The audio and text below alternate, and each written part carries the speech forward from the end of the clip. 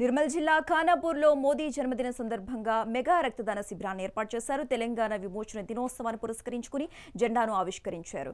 నిజాం నిరంకుశ పాలనను వ్యతిరేకించిన సర్దార్ వల్లభాయ్ పటేల్కు బీజేపీ పార్టీ జిల్లా అధ్యక్షుడు రితీష్ రాథోడ్ నివాళులర్పించారు. ఈ సందర్భంగా హాస్పిటల్లోని రోగులకు పండ్లు పంపిణీ చేశారు.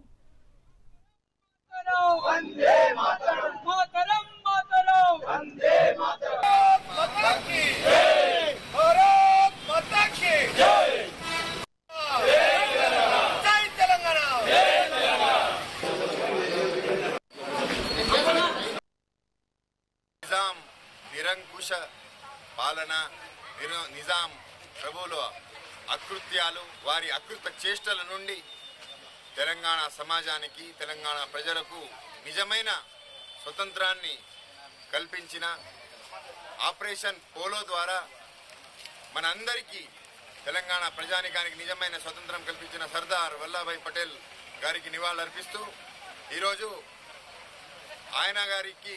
ఆయన గారి ఆశీస్సులతో తెలంగాణ ప్రజలకు విముక్తి కల్పింది. ఆ తెలంగాణ విమోచన దినోత్సవాన్ని ఈరోజు ఖానాపూర్ నియోజకవర్గ కేంద్రంలో నిర్వహించడం జరిగింది. మన తెలంగాణ జాతి ఎప్పటికీ మీకు రుణపడి ఉంటుందని ఆయన గారికి తెలియజేయడం జరుగుతుంది.